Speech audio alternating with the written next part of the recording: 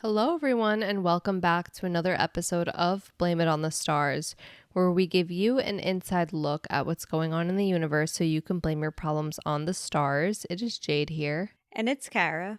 And this week, we'll be talking all about the new moon in Cancer, as well as Mercury entering Leo. But in case you missed it, last week, Cancer season began. So if you want to know more about that, then definitely check out last week's episode before diving into this one. And just to give you a heads up, next week we will tell you everything that you need to know about Venus in Gemini and Neptune retrograde and how both of those transits will affect you. And with that being said, let's dive into the episode.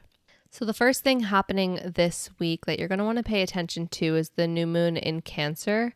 This happens on June 25th at 6:31 a.m. Eastern Standard Time. And per usual, the date and time are from the website astroseek.com. What you need to know.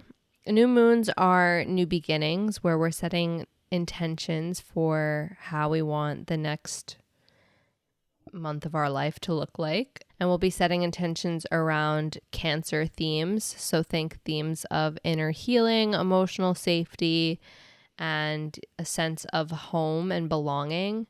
This new moon will really invite you to kind of reset your emotional baseline and allow yourself to nurture yourself, tend to your feelings and your emotions, but also at the same time plant seeds that'll bring you closer to a version of yourself that will feel more safe, seen, and supported. How you will feel. With the new moon in Cancer, you might be seeking comfort and deeper connections with others. You might notice that you're feeling a little bit more sensitive or like you want to retreat into a cozy space that you've created. This new moon is definitely a chance to set your intentions around emotional boundaries, reconnecting with yourself and others, and also to reflect on the things that really recharge you.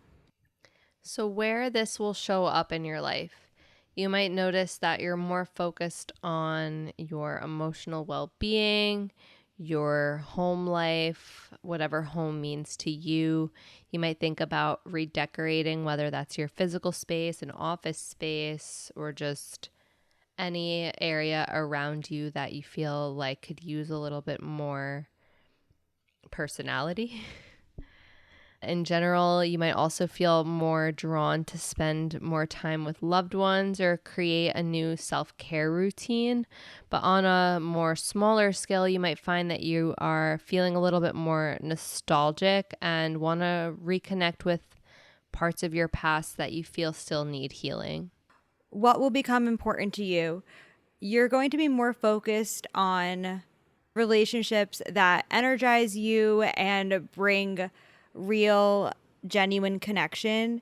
It might feel like you are ready to prioritize creating boundaries around your time and just creating space for you to be yourself fully. This could be a good time to check in with the things that bring you peace and to make choices that support that. Certain signs will be affected more than others. The signs most affected by the new moon in Cancer will be Cancer, Capricorn, Aries, and Libra. Personal placements only, meaning Sun, Moon, Rising, Mercury, Venus, and or Mars placements. And there are a few aspects to this new moon that will make this a little bit more interesting, starting off with the fact that the new moon will be sextile Mars, which can add a little bit of a boost of motivation. So if there's something you've been meaning to act on, especially something that feels more emotionally in alignment with where you want to be, then this can give you an added boost of courage to take the first step towards doing so. The sun and moon will also be conjunct Jupiter, which brings about a very positive energy. You might feel more hopeful about the future and more supported in experiencing or processing your emotions. This is a good time to dream big and believe that your goals are possible. At the same time, though, the new moon will square Saturn, which can feel a little bit heavy or limiting. So you might be reminded of responsibilities or maybe certain boundaries or emotional walls that are just coming up for you. This isn't necessarily a bad thing. It's just asking you to find a balance between your emotional needs, but also your long-term stability.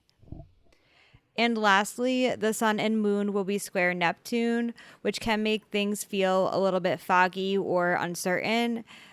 It's really important to stay grounded and not jump to conclusions. If you're feeling a little bit unsure, remember to trust yourself and also give yourself space to process everything before making any big decisions.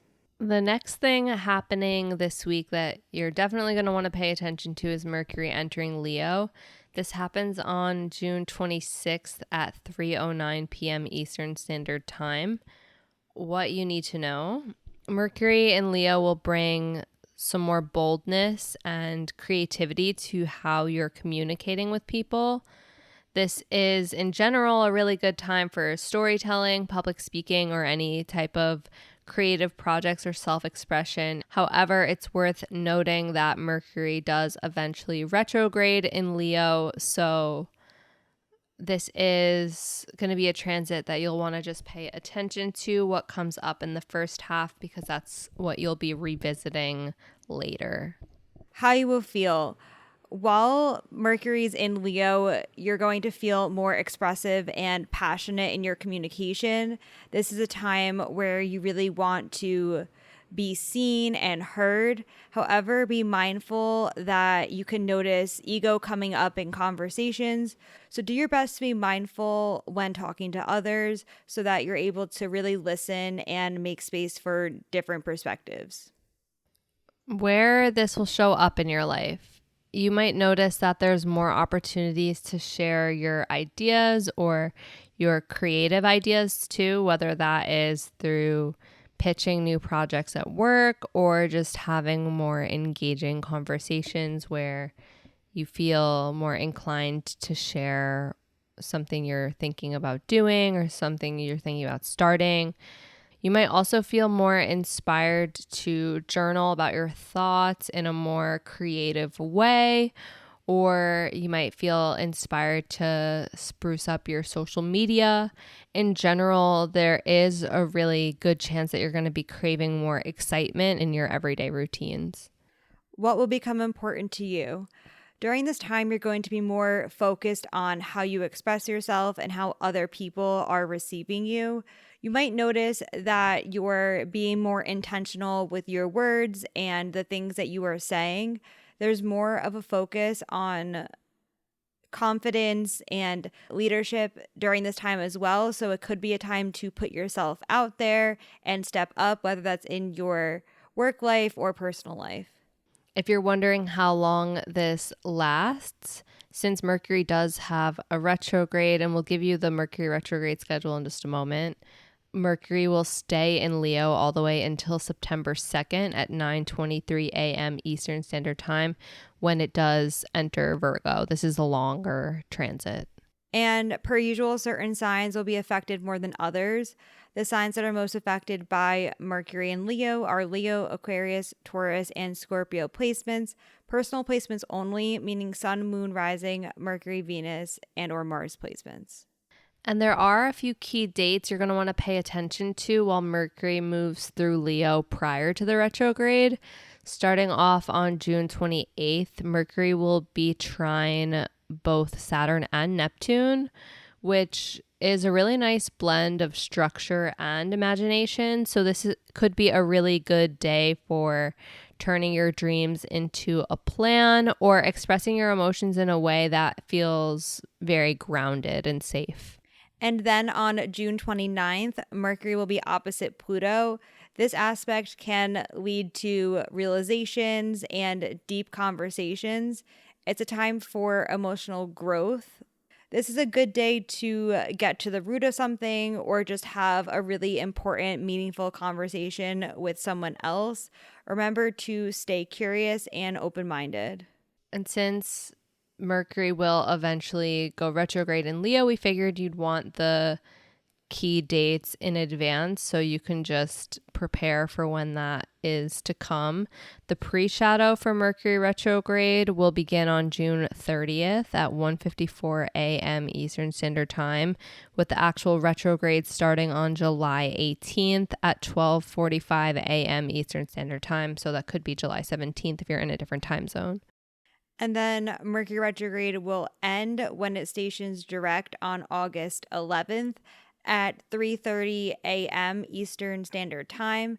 And then the post shadow will end on August 25th at 4:37 a.m. Eastern Standard Time. Keep in mind that from August 11th until the 25th, that will be the post shadow phase, meaning that some of the themes and things that happened during the retrograde period will continue to finally be resolved all the way until the 25th. And we'll talk more about Mercury retrograde and what that means for you as we get closer to the actual retrograde starting. But we figured you'd want to have this on your radar now, especially if you're planning anything for this upcoming summer. And that is it for this week's episode. Just a reminder, next week we'll be talking all about Venus entering Gemini and Neptune retrograde. So if you want to know more about that, then definitely make sure wherever you're listening to the podcast, you're subscribed with the notifications turned on so you don't miss when we post next week. But until then, that is all for now, and we'll see you all next Monday. Bye.